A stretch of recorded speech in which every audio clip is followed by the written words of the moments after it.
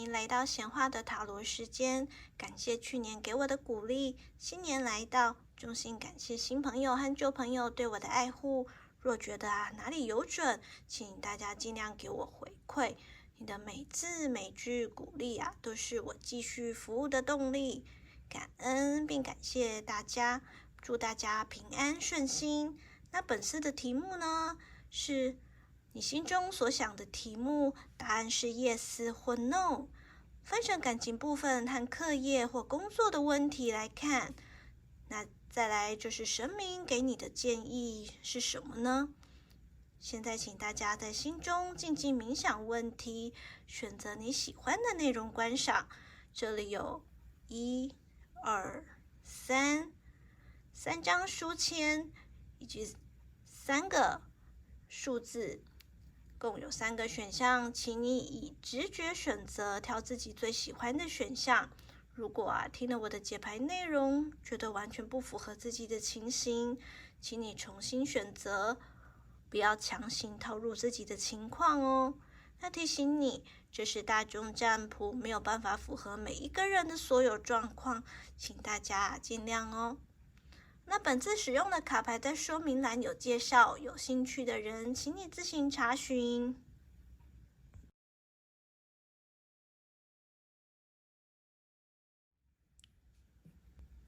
嗨，第一组的朋友，本次呢，你心中题目的答案是 yes 或 no 的占卜呢，我们分成感情和课业或工作的问题来看，答案是偏向 yes 或 no 呢？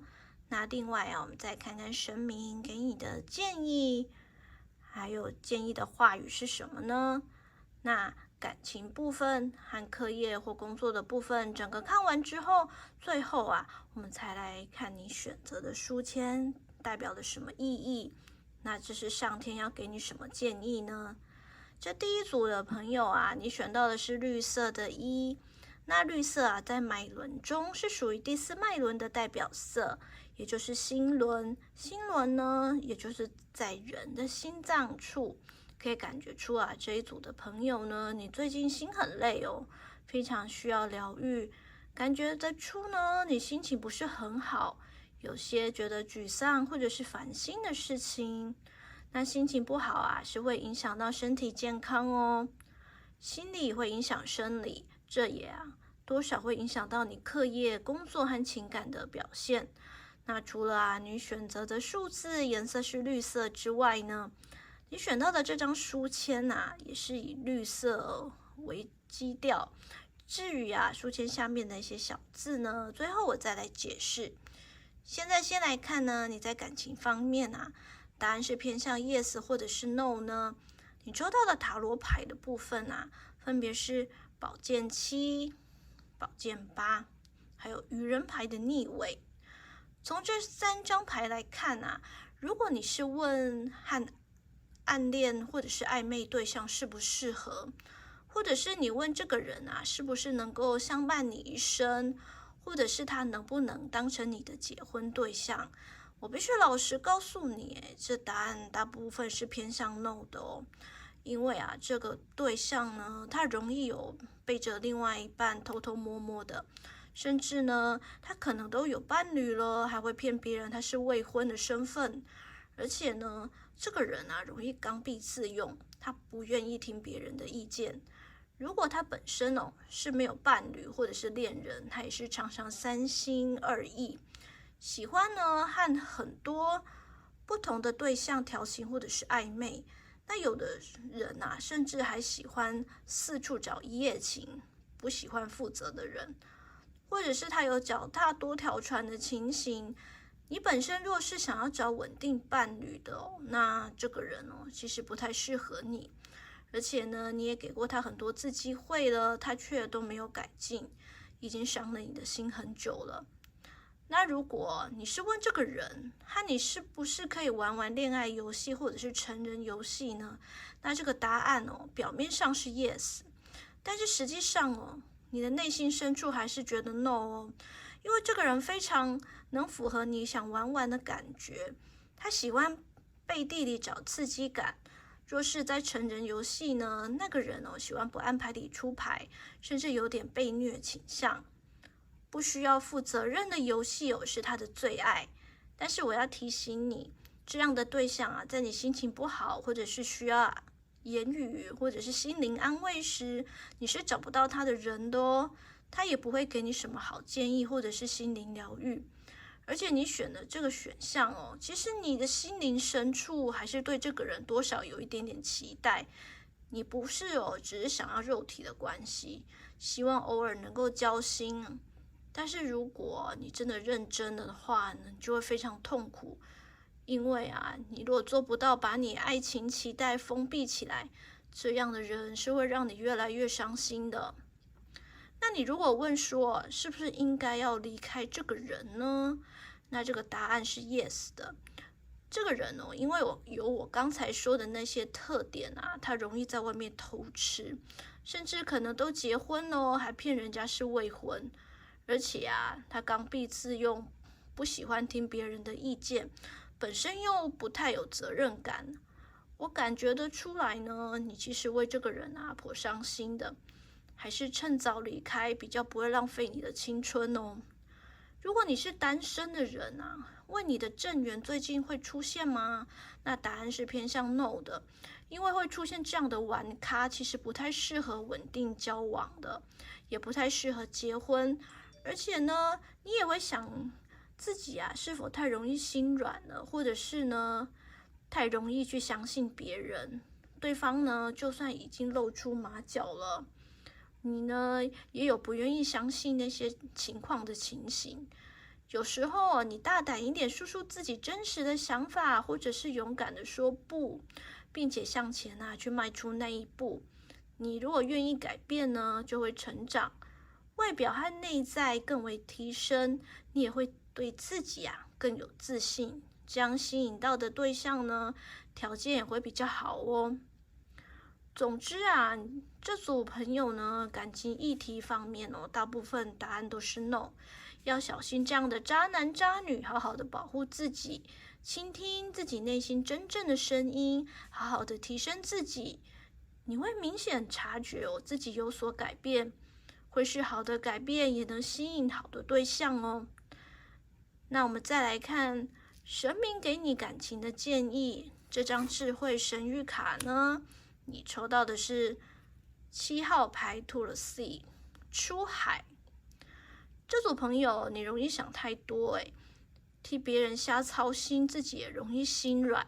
但是这样你常常搞得自己很心累，别人呢却不一定能够感受得到。神明建议你一切就顺其自然，就像卡片中大海中的小船，小船呢随波逐流，总会在某一个地方靠岸。很多事情请你不要强求在这现实世界大大海洋之中呢，其实很多事情上天是注定好的。只要你愿意放下执念，不要总是紧紧抓住一个人，或者是一个结果。时间一久呢，其实你就会发现这一个人呢，或者是这一件事情走了之后呢，过一阵子又会有别的人来哦。就像一年四季反复交替，生生不息。那我们现在来看呢，神明要告诉你关于感情的建议话语是什么？该是我为自己设想的时候了。It is time to think for myself。就像我刚才呢所说到的这组朋友是比较容易替别人瞎操心。你关心别人，为别人想很多，做很多，可是你总是忽略自己。如果连你自己都不爱自己了，不好好照顾自己，你又怎么期待别人会好好爱你，好好照顾你呢？当你自爱之后人家才会更尊重你，更爱你哦。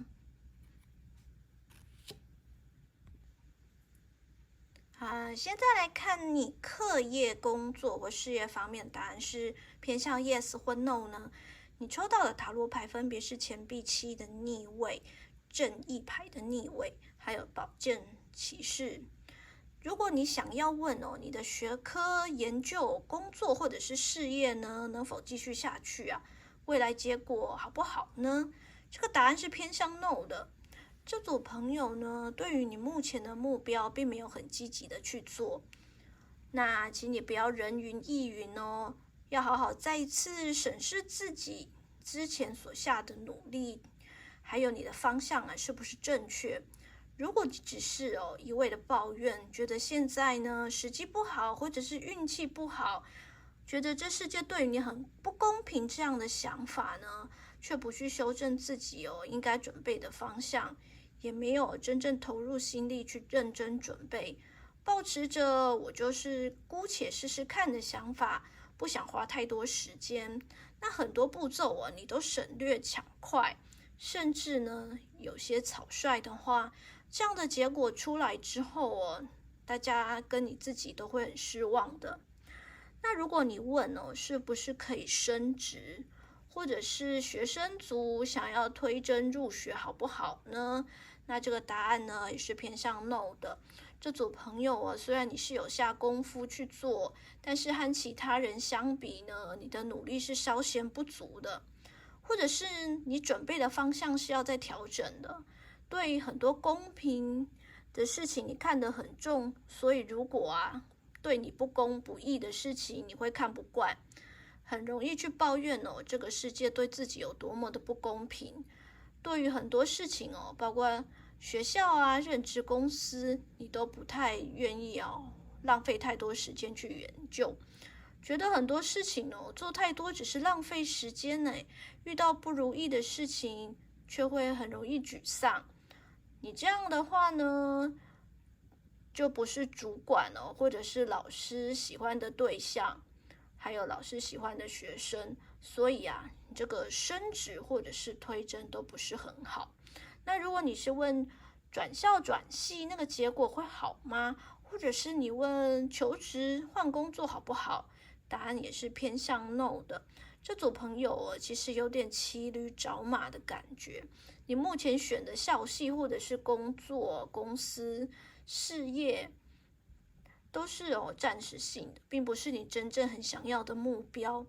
或者上天呢，觉得你目前是需要好好考量自己是不是没有对目前的目标很明确的去定义，你只是怕别人说闲话，想要别人口中认为的好学校或者是一份好工作而去做目前的选择。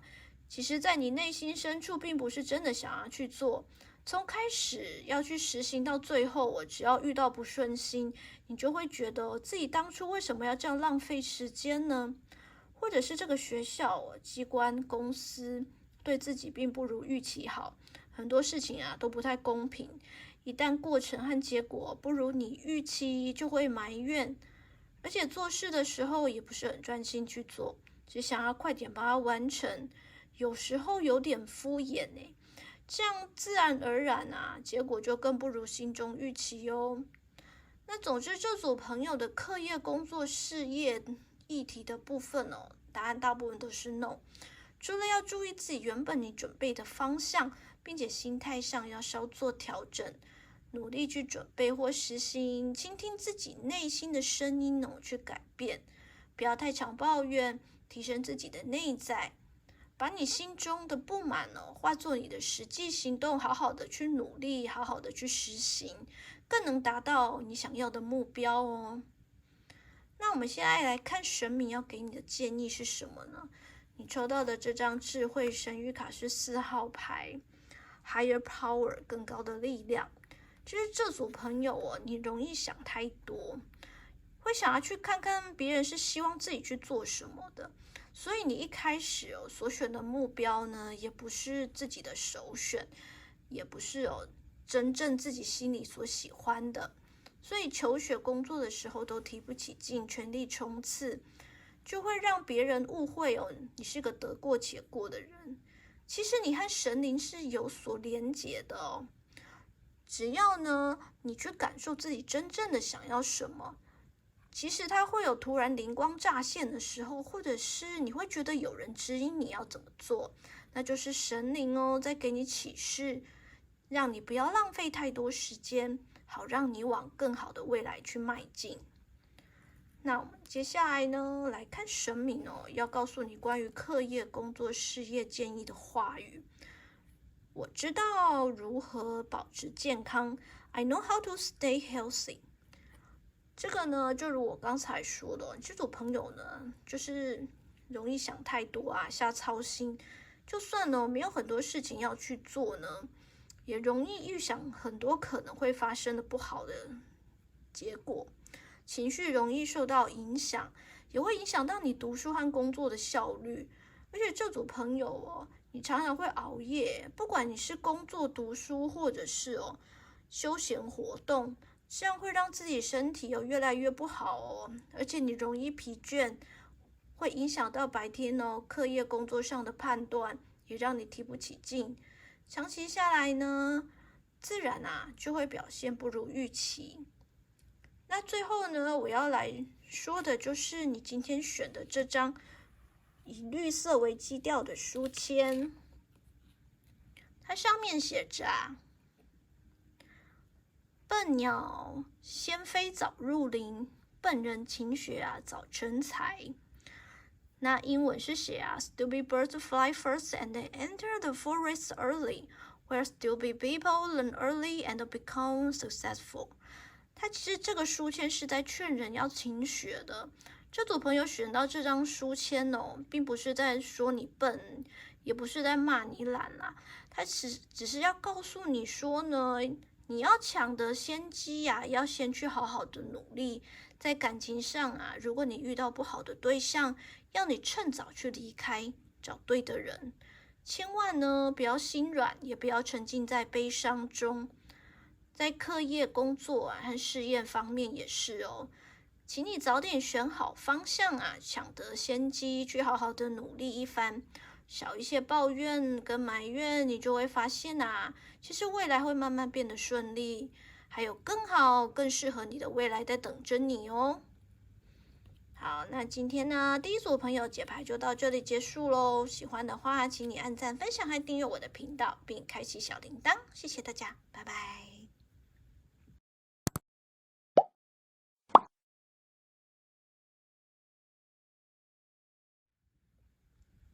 嗨，第二组的朋友，你心中所想的题目答案是 yes 或 no 呢？我们分成感情部分和课业或工作的问题来看，答案是偏向 yes 或 no 呢？另外再看看神明给你的建议和建议话语。感情部分和课业或工作的部分，我们整个看完之后呢，最后再来看看你选的书签，它的意思是什么？上天要给你什么样的建议呢？那第二组的朋友你选到的是紫色的2。那紫色呢，在脉轮之中呢，是属于第7脉轮顶轮的部分。那它呢，顶轮是在人的头顶百会穴，它掌管着智慧，并且连接灵性能力。可以感觉出这一组的朋友是跟灵性连接很深的人哦。只是你最近好像遇到一些瓶颈还有一些困扰，希望能得到灵性的指引。如果你选择的数字是紫色的，你选择的书签，它的基底色也是以紫色为主哦。至于书签下面的小字呢，就最后再来解释。现在先看你感情部分你的问题答案是 yes 或 no 呢？你抽到的塔罗牌分别是钱币5、命运之轮的逆位，还有恋人牌的逆位。从这3张牌来看如果呢你是问和暗恋或者是暧昧对象适不适合呢？那他是不是你的正缘，或者是你问这个人能不能跟你相伴一生，或者是那个人他可不可以当成你的结婚对象？必须老实告诉你呢，答案大部分是偏向 no 的。为什么呢？这个对象他的外表和个性是属于比较高冷型的，经济条件并不是很好甚至他经济上面呢还需要别人的帮忙，但是他也不愿意轻易说出自己的难处，因为他怕被别人看不起。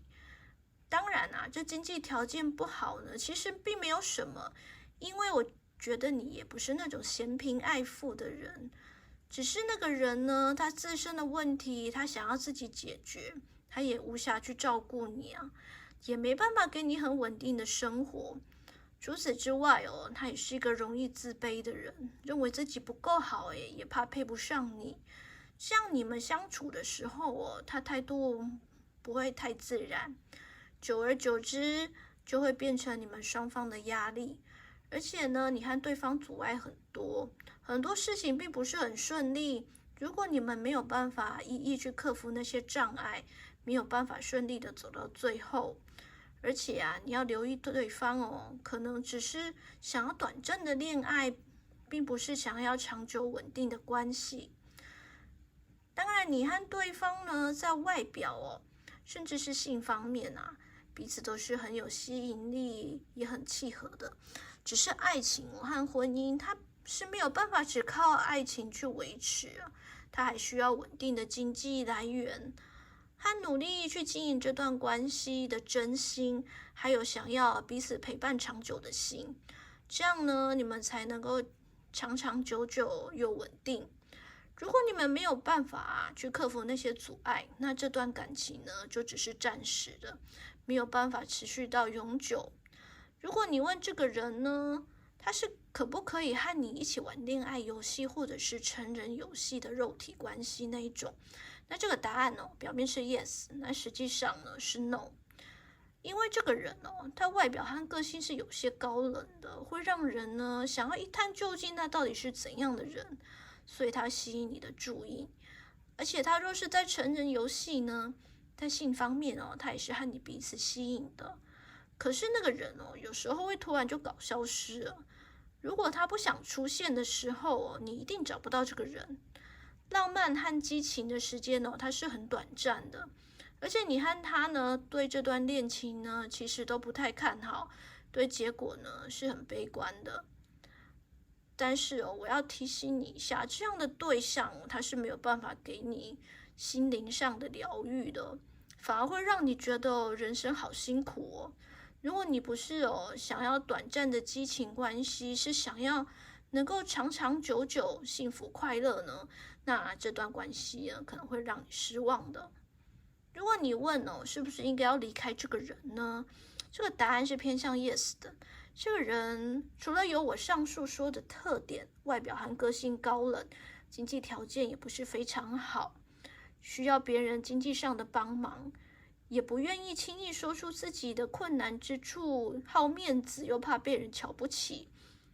所以啊，我感觉得出呢，如果这是你的前任或现任呢，你曾经为了这样的人劳心劳力过，但是对方也不一定领情。有的呢，得了你的帮助还会怪你多管闲事。如果呢，你想清楚了，趁早离开，比较不会浪费太多眼泪的。你会渐渐了解到命运的安排呢，它其实是有意义的哦。如果你本身是单身在问说，你最近正缘会不会出现答案是偏向 no 的，因为会出现这样的人他是属于比较自卑的，而且经济也不是很稳定。如果他不改变自己的经济情况呢，和他的自卑的心，其实不太适合和你稳定交往，也不适合往结婚那一途去发展。就算呢，你们有交往也是短暂的，而且你要想一想自己是否有容易心软，或者是慈爱大爆发的情形。对方就算已经不愿意继续下去了，只是想要短暂的恋情，你是否呢还想要挽回呢？就请你拿出你的决断力如果挽回不成，你就学着去放手。当你放手对方反而会了解你的重要自己跑来找你。如果你不改变心态呢，一样的事情还是会反复发生的，对方最后还是会离开的。总之呢，这组朋友你的感情议题答案大概都是偏向 no 的。你要小心这样自卑的人和经济不稳定的人不要总是去帮助他，或者是你贪图看对方肉体的欢愉，去倾听你自己内心真正的声音，充实自己，去关爱自己，然后再出去看看这个世界，你会明显察觉到自己是值得更好的人陪伴你一生的。那我们再来就看神明要给你的感情建议啊。你抽到智慧神谕卡的8号牌 Community， 这组朋友哦，你是容易为了爱情迷失自己的，为了喜欢的人做了很多事。你有点恋爱脑啊，爱了呢就会去义无反顾。但是有时候别人会觉得你不切实际，在爱情世界里呢太过浪漫主义了。神明建议你哦，你注意力不要都只在对方身上，即使你还有自己的生活，课业、工作、事业等等，你把时间投入到其他地方，不要总是把注意力放在爱情之中，多去做做自己喜欢的事情啊，或者去参加团体活动、聚会，或者是社团啊，甚至是社区的活动，多去认识一些人，多交些朋友。你会知道啊，全世界其实不是只有你在想的那个人，还有其他人更有趣哦。你也会认识更多不错有更好的对象哦。那我们现在呢，来看一下神明要告诉你感情建议的话语是什么呢？我奉献我的一生去探索并实践我的愿景。I dedicate my life to exploring and fulfilling the visions that are in me。他意思是说，奉献一生探索，那是因为这组朋友呢，你比较容易为爱去牺牲自己，你关心别人又胜过自己导致你自己呢重心偏差了。神明希望你把重心去放回自己的身上去寻找其他更重要的事情，或者去实现你自己的理想，去拓展你的视野，让自己提升。还有别忘记你是一个有灵性潜能的人，你要相信生命都在默默的指引你，让你走向正确的道路。不要为了目前的感情不顺就迷失自我。你要倾听自己内心的声音，去探索什么是真正适合自己的，然后再去探寻光明的未来哟。好，现在就来看你课业、工作或事业方面呢，答案是偏向 yes 或 no 呢。你抽到的塔罗牌分别是圣杯3、圣杯1的逆位，还有吊人牌的逆位。如果你要问你的学习之路啊，或者是研究或工作事业呢，是不是可以继续下去呢？那持续下去，未来结果是好或坏呢？或者是未来的成绩好不好那未来工作绩效呢，是好吗？那我跟你说呢，如果你本身是单打独斗的研究或工作，或者是事业啊，这个答案是偏向 no 的。那如果呢，你是团队合作的报告或研究，或者是事业呢，或者是工作的方面啊，那答案就是 yes。这组朋友你的成功与否端视有没有人来帮助你。找人合作会比你一个人做来的好，因为你本身是个会为他人着想，也有很多点子的人。团队合作可以由其他人去执行，帮你把你心中点子实现出来，或者是发挥你自己擅长的项目，去帮助大家完成一份研究报告或者是企划案。成功之后呢，大家能够一起庆功哦。但是我要提醒这组朋友刚才我有说过你比较注重爱情层面，如果你的心思大多放在恋爱上面呢，你可是会影响到你的课业或工作表现的。或者是你心思放在喜欢的对象，而你喜欢的对象呢，和你是一起做报告的同学，或者是一起工作的同事呢，那会影响到你课业和工作的表现哦。甚至会影响到你看事情的视角，还会有点情绪化。有些事情呢，会因为感情因素影响到情绪，影响到课业和工作，而做一些无谓的反对，或者是只去计较你应该有的回报。这个部分呢，请你稍微调整一下心态。课业和工作尽量不要被感情问题所捆绑哦。那如果你是问说最近可不可以升职，或者是推荐入学，这样好吗？那学校呢，如果想要转系或者是转校，结果好不好？或者是你问求职换工作好不好？那答案呢也是偏向 no 的。这组朋友虽然可能因为参加聚会的机会会知道一些升职或者是推荐甄选、转校或转职的机会，以及相关入选方法和资讯。可是如果你人脉还是不够广泛的话，或者是你个人能力不够充足，会高估自己的能力对于你现实状况认识不够透彻的话，最后很难顺利升职、求职、转职，或者到喜欢的公司，或者是转校，或者是推甄到你想要的学校。所以呢，结果大多不太好那总之其实这组朋友你的课业、工作、事业的议题，答案大部分都是 no。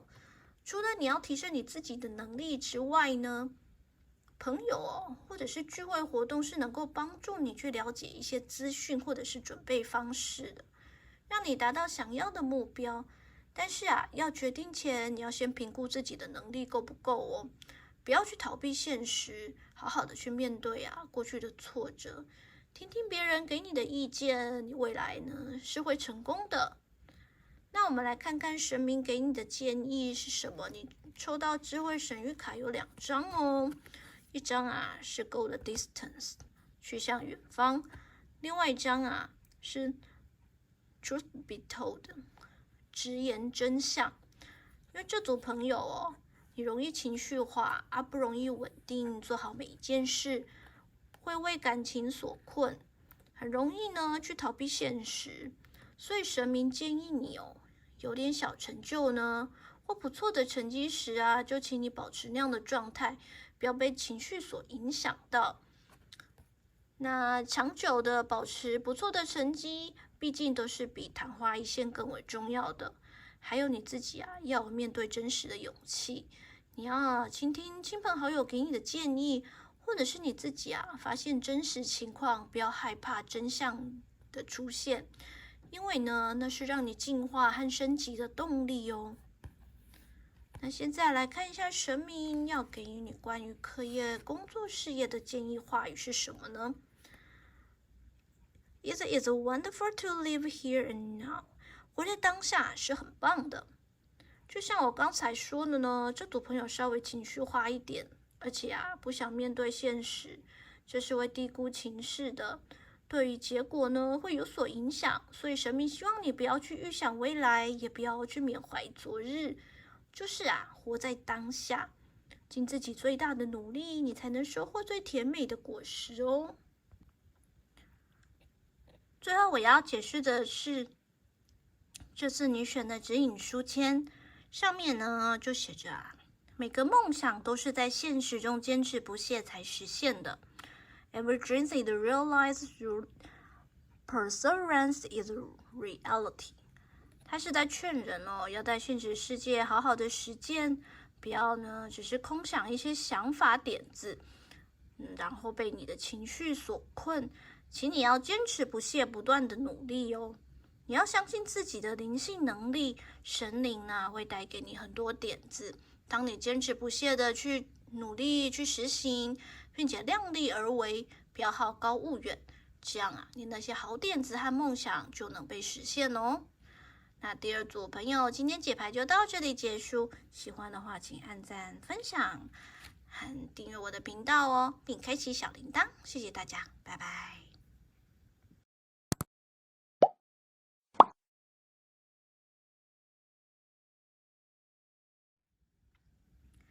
嗨，第3组的朋友，本次你心中的题目呢，答案是 yes 或 no 的占卜分成感情部分和课业或工作的问题来看，答案是偏向 yes 或 no 呢？另外再看看神明给你的建议和建议的话语是什么。那感情的部分和课业或工作的部分整个看完之后最后来看你选择的书签意义是什么，上天要给你什么样的建议呢？第3组的朋友你选到的是红色的3，那红色啊，在脉轮中呢，是属于第一脉轮海底轮的代表色。海底轮哦，就是在人的脊椎骨的末端，主掌着安全感和稳定性。那这组朋友啊，你最近没什么安全感诶，你好像会觉得失去了一些什么，但是呢，总不说不出上来到底啊，实际上是失去什么。只是你就会莫名的焦躁，有的人呢还会发生和你原生家庭成员一些冲突。除了你选的数字颜色是红色之外呀，你选的那个书签图案的基底色也是以红色或砖红色为主。至于书签下面小小的字呢，最后我再来解释。现在先来看你感情方面啊，你的问题答案是 yes 或 no 呢？你抽到的塔罗牌啊，分别是命运之轮的逆位、太阳牌、权杖4的逆位。从这3张牌来看啊，如果你问你和暗恋或暧昧对象可不可以谈恋爱呢？答案是偏向 yes 的哦。只是刚开始哦，你和对方认识，可能是你或对方的人生低潮期，你们相遇也不是很顺利，会经过很多波折的。彼此哦，连约会的时候都会发生一些突发状况，或者是有某个人突然就爽约了。当你们能够熬过那段撞墙期呀，你就会发现，他其实还蛮不错的。你会想要和对方继续在一起哦。你们在一起呢，会真正的开心，并且获得别人的认同，只是要经过一段长的时间。但是你们刚开始啊，不认识彼此的时候呢，是会被彼此吸引的。如果你认识久了一点呢，正式在一起之后啊，激情褪去了，你会觉得呢，这段感情好像没有之前那么有趣，最后啊，会稍微单调哦。那如果你问和这个人可不可以结婚呢？他可不可以相伴你一生啊？那对方是不是你的正缘呢？那答案呢是偏向 no 的。你和这个人一开始不是很顺哦，后来好不容易在一起，有了很多的快乐，也得到了其他人的羡慕。但是你后来会觉得对方好像小孩子，有点幼稚，责任感不够，与自己热恋时候所想的样子不太相同。感觉他好像谈恋爱可以，可是呢，如果谈到结婚的话，好像很难托付终身呢。而且呢，恋爱到后来呢，感情很容易就淡掉了，你反而会想要离开对方。对方呢，也会觉得这段感情平淡呢，没什么乐趣。所以呢，和你是比较难相伴一生的，或者是呢，你认为的正缘哦。那如果你问这个人啊，和你可不可以玩恋爱游戏或者是成人游戏呢？只要你不是真的爱上对方啊，那答案一定是 yes 的。对方刚开始和你呢是容易因故失约，很难约得到他。如果你还是继续坚持找他你们在一起的时候，你会觉得对方阳光活泼，充满了活力。当然呢，在性方面体力也是一流的，你们都会觉得彼此是可以玩乐的对象。闺房内的生活呢，也是很精彩的。只是我要提醒你当激情褪去之后，你会发现对方没有你想的那么的有趣了。对方只能和你就是肉体关系而已。如果你要问是不是应该要离开这个人答案是 yes 的，因为这个人很贪玩很像小朋友。当然呢，床上游戏对他来说也是一种游戏啊。他喜欢轻松愉悦的生活，他不想要负责任，也不想要被束缚，也不想要认真经营长久关系。他想要享受活在当下。所以一旦恋爱进入稳定期之后甚至呢还谈到了婚嫁的时候对方就会觉得厌烦，觉得无聊，很想要逃避。你呢，如果想要长久稳定想要跟这个人相伴一生的话呢，离开这个人比较好因为这个人不太适合。那如果你是目前不想要生小孩的人你要做好保护措施因为有可能会有小孩，这样子才不会后悔。如果呢，你是问你下一个桃花好不好这个答案是偏向 no 的，因为这个人和你并不是命中注定的。这个人啊，和你会有很多波折而且他是有点幼稚的人，也不是很想结婚。他更讨厌平淡无奇的恋爱，所以一旦无聊了，他就很想要离开。有时候甚至不用你开口他就会自己走了。总之，这组朋友的感情其实有一些部分呢是 no 的，因为这个对象他是外表呢是很好，而且也阳光热情，很活泼外向，但是有些幼稚他并不是你命中注定的人他呢只是你人生中其中一个恋爱的过客，不要对他陷入的太深，因为如果你硬是要留着他呢，其实到后来也是很难到结婚的阶段。如果呢最后呢真的是硬要结婚了，婚后你会发现对方其实比你预想的更无聊话不投机半句多，所以这样的生活呢也不是你真正想要的。那再来看神明给你的感情建议是什么呢？你抽到的智慧神谕卡是10号牌 Unfinished Symphony 未完成的交响曲。这组朋友的恋爱问题大部分会是 no 的原因呢，我能感觉到这组朋友不管你之前有没有谈过恋爱，其实都有个曾经很喜欢或者是有遗憾的人在你心中。那个人现在可能是失联了，就算呢还保持着联络方式，也不是很热络，但是他对你是非常重要的。你知道你们之间呢之后在一起的机会很低，但是你多少都会想到对方。以后不管你是遇到什么新的对象，以前那个人带给你的回忆多少都会影响到你对于新恋情的发展，或者是新对象的样子。神明要跟你说呢，如果你不把关于过往那个人一切好好的整理，每一次你看到什么都会想到那段过往想起之后你又理性的去压抑它，你的感情就像没有完成的交响乐，一直中断，然后又不小心又再一次演奏起，可是却没有办法演奏完成。当你越压抑自己不要去想就更会在夜深人静的时候，或者是孤单时想起他。神明请你不要被过往去束缚住了，干脆一点呢，接受自己对那个人的思念和过往的事情。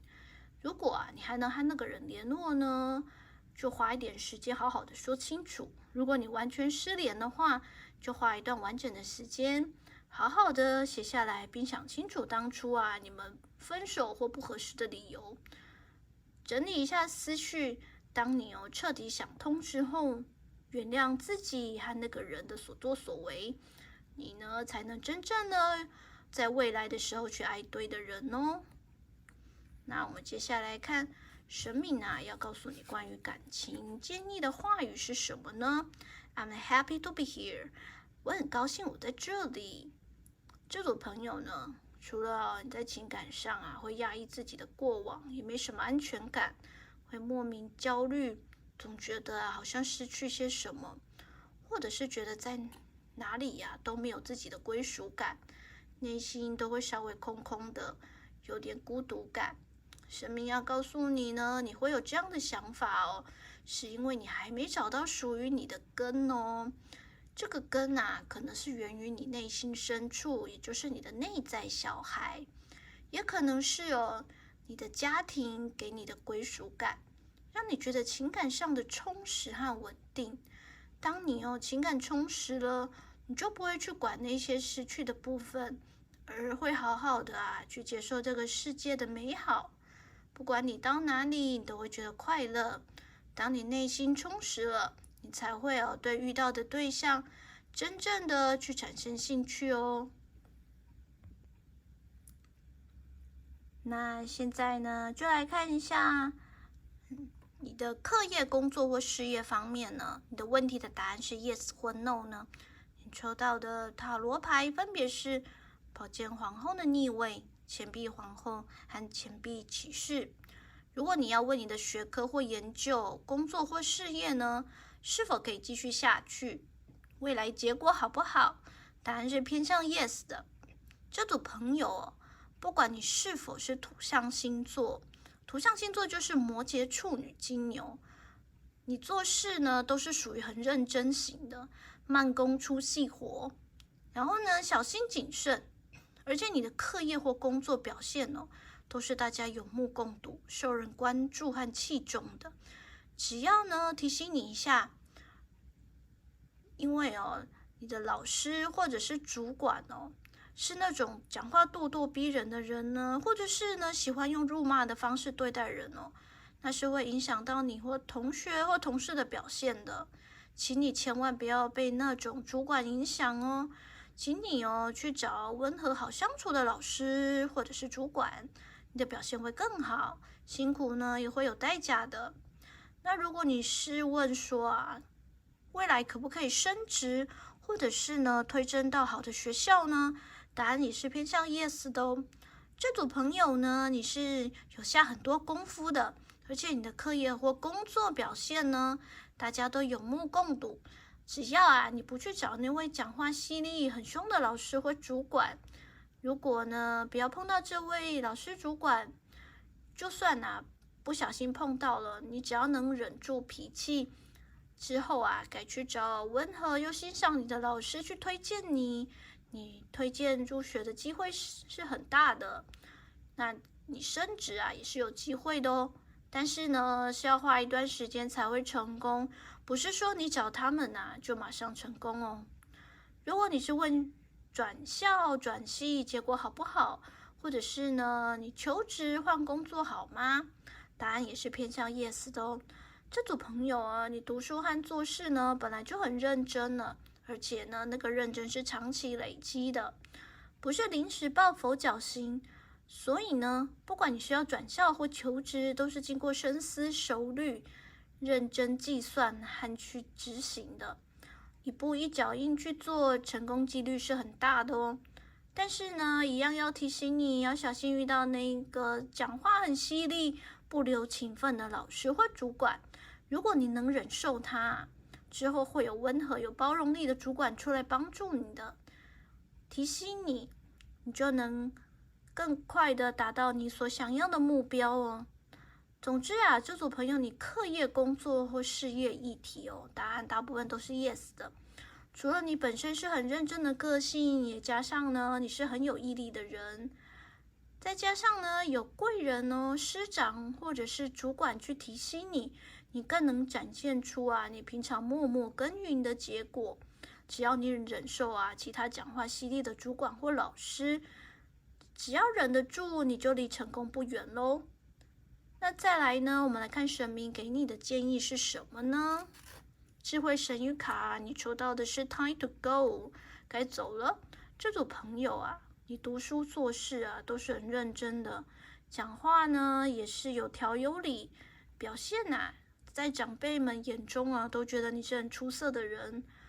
如果你遇到啊个性温和又务实的主管帮助你，你是会如虎添翼的。那如果呢，你去遇到那种讲话恶毒又犀利的人呢，一直得理不饶人啊，有时还会有点歇斯底里的师长或者是主管。如果呢，你真的不能忍受了，就请你远离他们，不要让自己的情绪啊受到他们的影响和波及哦。那现在呢，再来看一下神明啊，要告诉你关于课业、工作、事业建议的话语是什么呢？Enlightenment means to go within myself and to know who I really am. Enlightenment happens when I truly love myself. 开悟意味着自我探索并了解真实的自我。当我呢真正爱自己时，开悟就发生了。那这组朋友呢，其实你是很聪明的，也很认真。课业和工作啊，只要你有心呢，其实都难不倒你。但是哦，当你太投入课业和工作的时候哦，你忘了关心你自己哦。